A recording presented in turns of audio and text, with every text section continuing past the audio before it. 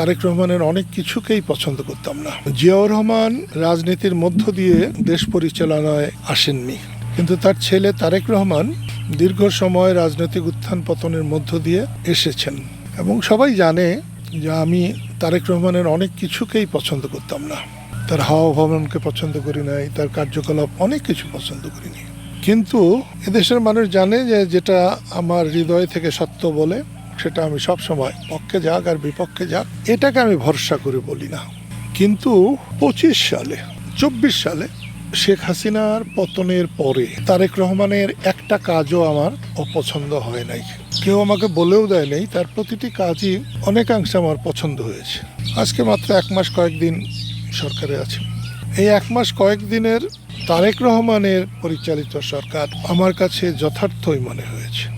এবং তিনি যদি তার গ্রাসরুটের যারা খারাপ তাদেরকে নিয়ন্ত্রণে রাখতে পারে, তাহলে আমার ধারণায় বাংলাদেশে সে প্রাতঃস্মরণীয় হবে।